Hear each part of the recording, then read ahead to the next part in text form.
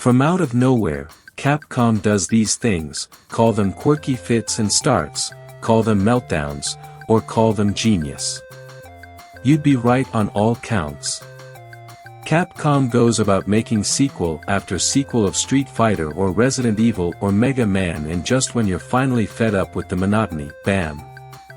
The creative minds in the research and development labs deliver something totally genuine, something sexy, something new and by all means desirable.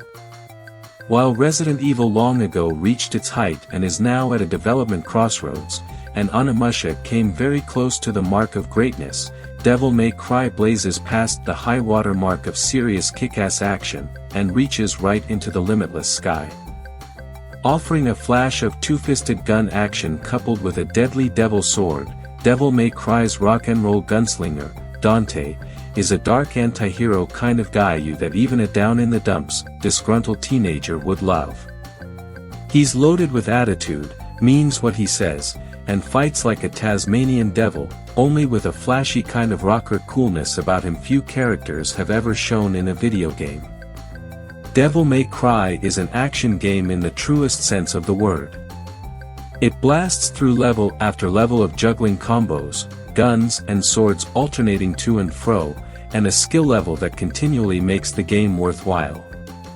It's also packed to the gills with a litany of enemy classes to fight, upward of 20, an amazingly luxurious graphic environment in which to fight them, and a large arsenal of weapons, each with multitudes of upgrades to take on everything. There's no doubt about it, Capcom's Devil May Cry is tour de force of fisticuffs and intelligent arcade gameplay that's unequaled on the consoles today. It's a pure burst of brilliance. The story, in case you hadn't already heard it, sounds kinda familiar, and if one were to simplify, one could say it sounds like a cross between Castlevania and Blade.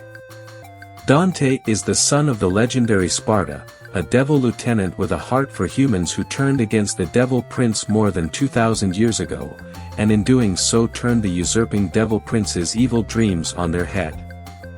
He conquered the devil, permanently trapping him, and then left his evil past in the underworld, so as to live with humankind. He married a woman who bore a half-devil, half-man child, Dante. At the game's start, Dante is kind of a maverick headhunter, free agent type who only takes the weird jobs, and always the ones with devils or spooky bad guys. This time, a stranger who is a part of Dante's mysterious past and who goes by the name of Trish, challenges him to stop the devil from making a comeback. Dante naturally agrees and they both travel to a mysterious island mounted with a gigantic castle on it.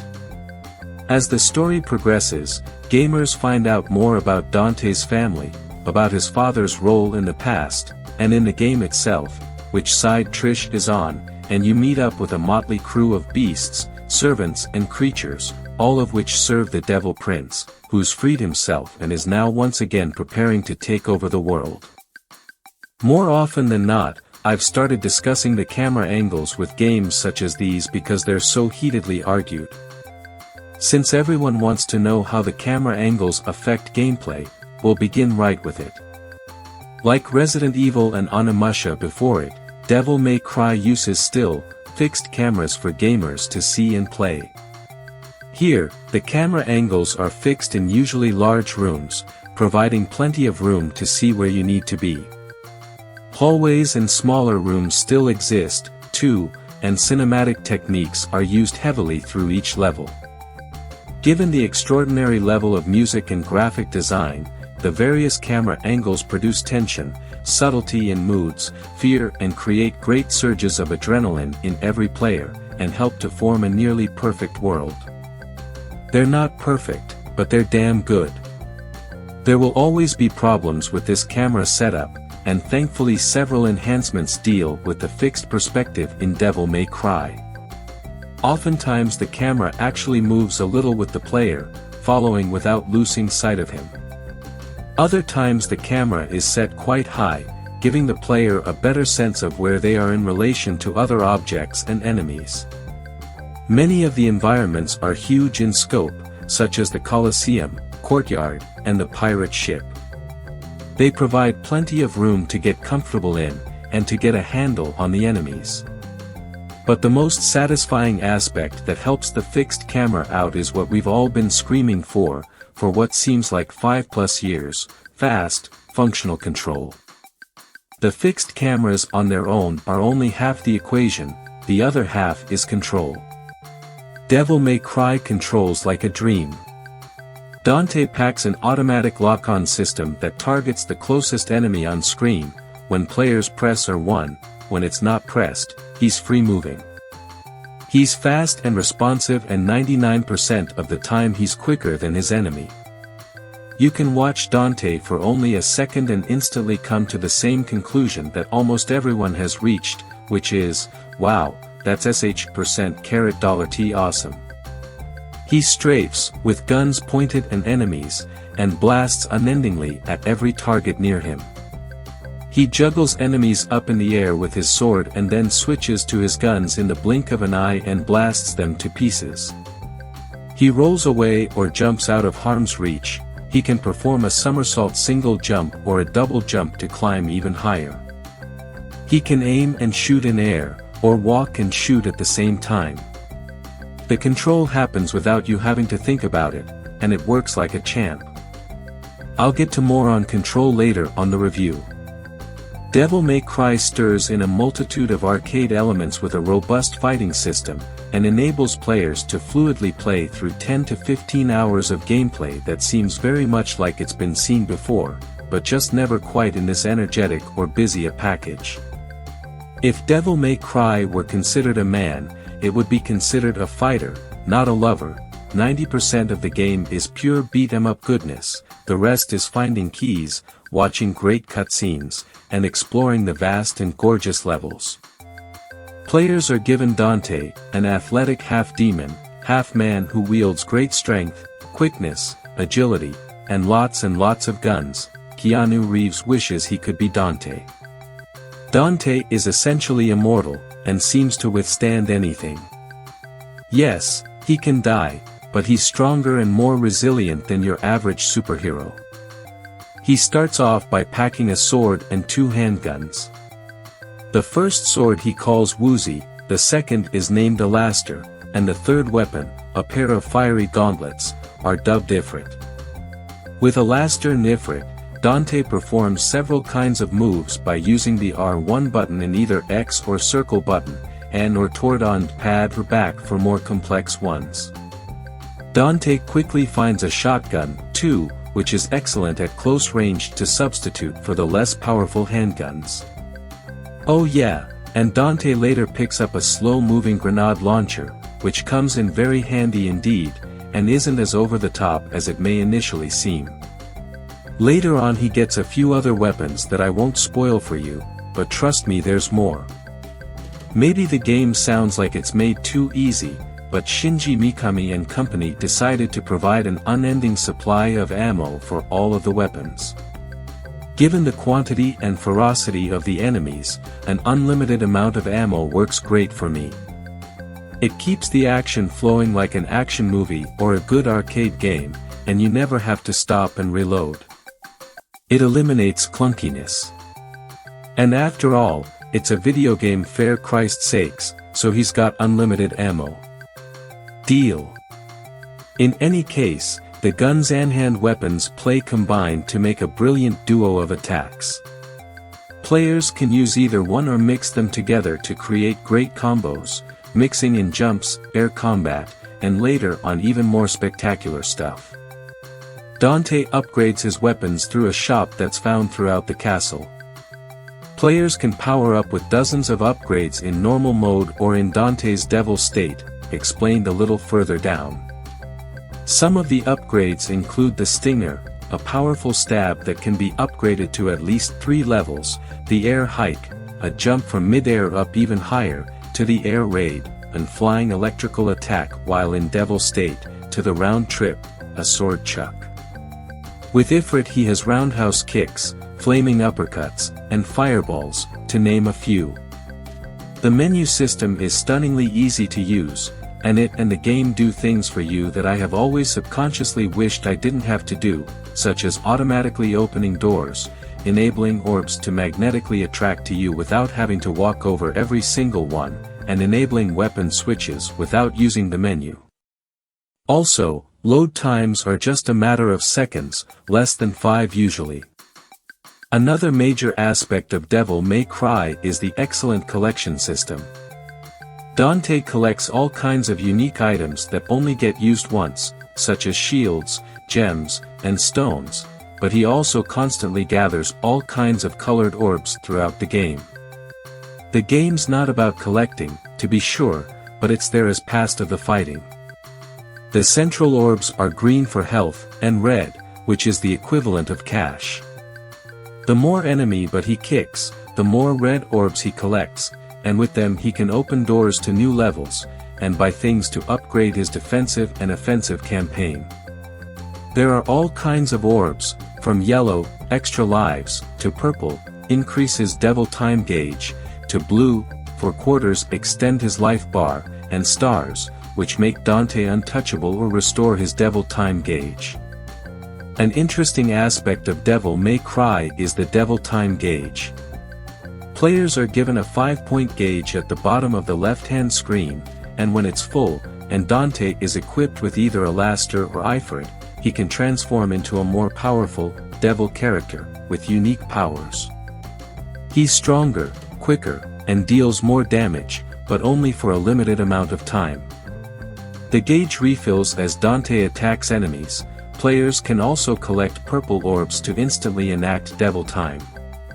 Players simply press L1 to engage it, and then can pull off other moves, by pressing R1 while jumping, or R1 and circle, etc. The result is that players are super enhanced for a short period of time. Devil time is especially needed against powerful bosses, which constantly reoccur, and grow more powerful in each encounter. With enhanceable weapons, Devil May Cry becomes a more complex fighting game.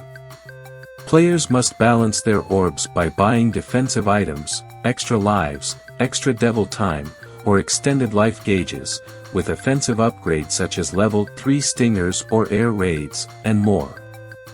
Even further, the first part of the game's enemies are best fought with Alaster, a better air combat weapon, while the second set of enemies require Ifrit, which gets underneath low-lying characters that have heavy armor on their backs. So, later on, depending on which upgrades you've chosen, you might switch weapons several times in a boss fight for the optimum battle. After playing more than 15 hours of Devil May Cry, the game ranges between 10 to 15 hours on medium level. I can honestly say that it's extremely well balanced and well tuned. Players are given a healthy blend of straight beat-em-up levels with a boss at the end, to timed levels, chase levels, and if you're paying attention, there are more than a handful of extra secret missions, too. The game changes about halfway through, too, as new weapons are introduced. Alaster and Ifrit feel very differently even though they still do some of the same things, but the introduction of Ifrit definitely changes the game to a more close combat game. It'll be interesting to hear what people have to say about the differences. I personally like the guns and sword combination better, but the fire gauntlet's power cannot be underestimated, and upgrading them makes all the difference in the world. Devil May Cry offers some great levels, too. It appears that Capcom had to chop them up into small sections, to get them all into place with a 60 frame per second rate, and it did. Players get to explore one large castle, the surrounding island, which includes a coliseum, a courtyard, tons of countryside settings, caves, mountains, waterfalls, a killer pirate ship, and the underworld. The level play includes straight fisticuffs, a few physical puzzles, lots of key finding, and several sections in which Dante swims and fights underwater. Visually, the levels are all gorgeously designed. But despite the gorgeous amount of detail and level design, I found that sometimes, I wish the boss areas were a little less designed, that they were created more openly. Despite the fact that objects turn invisible when they get in between you and Dante, sometimes the enemy gets in front of the character, and when a giant spider and a huge griffin get in your way, that's problems, as they say. Again, it's an inherent problem with fixed cameras, but the dilemma could be fixed by raising camera spots and opening up the levels, and by eliminating needless columns and things that get in the way. Not surprisingly, Devil May Cry is a major boss battle game. Dante constantly faces up against incredibly tough sub-bosses, and very tough major bosses. When I say this, I mean that the standard game, played on medium, is well balanced and challenging. I don't mean the easy mode, which is incredibly easy, especially the boss battles. Each boss, from Shadow to Nello Angelo to Griffin, has its own patterned attacks and weak spots to exploit, once you get over the initial scare. With Devil May Cry, bosses return for second and even third visitations, and they grow stronger and more aggressive in their later visits. I found that the boss fights were some of the best fights I've played in years. Even though I figured out the patterns and beat the bosses, I still wanted to go back to perform better, and even when I did, they surprised me. As most people know by now, Devil May Cry originated, sort of surprisingly, from Resident Evil 4. So naturally the first castle, kind of like a mansion or police station, might seem a bit familiar. But it's far, far from that. When Mikami sensed that his art designer was onto something way beyond the realms of Resident Evil, more gothic and decadent in flavor and more devilish than Umbrella-ish, he worked to create an entirely new game out of it, which became Devil May Cry. The final result certainly has more texture, more grit, more ghoulish depth to it than Resident Evil. It's dark crimson red, not just red. I mean, just looking at Dante himself, coiffed with silver straight hair, adorned in a blood-red trench coat, with lots of straps and high boots, he looks like a rather perfect goth kind of dude. But it's not just Dante or the leather-clad Trish who give the game its flavor, the heavy textures, dark palettes and organic level design flesh out a visually stunning game. It's like entering into a huge goth bar, decked in valor-covered walls, dark pine and stained mahogany woods, and decorated with ominous statues, high curved ceilings, ornate window frames, fancy chandeliers and elegant upper deck porches. What's amazing is that the fully polygonal, textured mapped backgrounds you can see are as ornately detailed and highly specialized, perhaps even more so, than the pre-rendered backgrounds in the best-looking Resident Evil games. It's so astounding that, especially in the later levels, when worlds start twisting and growing more surreal, you can see that this game is a piece or artwork, not just a pretty game. 2 points in the game really crystallized the game's visual status for me. In one section, Dante leaves the mansion, and walks onto this long walkway that hangs out over the sea, without any bracing. It's round at the far end, and it's beautiful, but it's the view back at the mansion that is just mind-blowing. The mansion looks like something out of Final Fantasy VII or Final Fantasy X. But that's just simplifying things. The other area that really did me in was the pirate ship, which recalls the ancient, mythic Greek river Styx and the Disney amusement park Pirates of the Caribbean. Both areas are absolutely gorgeous in every aspect, from the level construction to the various intricate textures to the detail of everything on the pirate ship. The game is simply a marvel to look at. And if that weren't enough, the creature design is jaw-dropping. Every creature is exquisitely created. The spider, knight, reptiles, scythes, marionettes, panthers, blobs, or I can use their proper names, Shadow, Nightmare, Frost, Nello Angelo, Phantom, are all proportionately created, and horrifically beautiful. They all have their own particular moves and personalities, and whether they're close up or far away, they look amazing. While they don't stand out so much as to praise the almighty gods above, the cutscenes in Devil May Cry work exceedingly well. They use in-game models to portray the action and they wrap the gameplay up in subtle, smooth bits. Along with the quick loading times and great menu systems, Devil May Cry's cutscenes convey a great sense of awe, scope, and mood to complement the game's brutal fisticuffs. Devil May Cry's good looks comprise a studious comprehension of what the PlayStation 2 does well. The PlayStation 2 generates a crapload of polygons for making large landscapes, and it's excellent with lighting effects, transparencies, particles, and special effects, such as chroming and translucencies. As you can see by looking at Nello Angelo and Phantom, lots of the characters have light effects designed into them.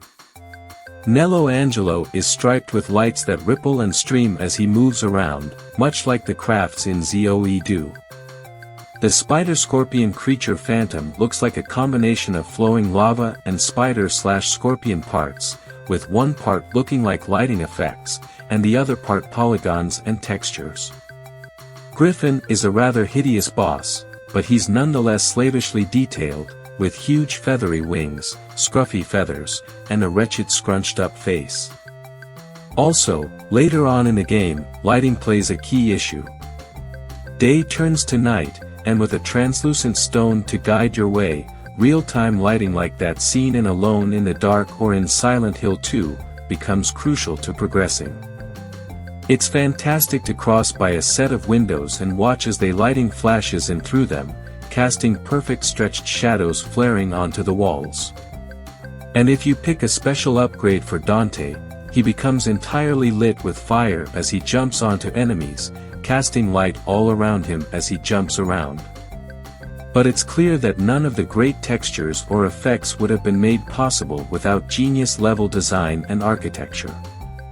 When I first walked into the chamber room with the bulging, flowing animated columns, and the twisted arches and bending wood beams, this room was in demo, too. I knew that this game would only become more insanely imaginative as I progressed, and I certainly have been impressed. These designers went all out, with fantastic environments and structures, and rule-bending designs.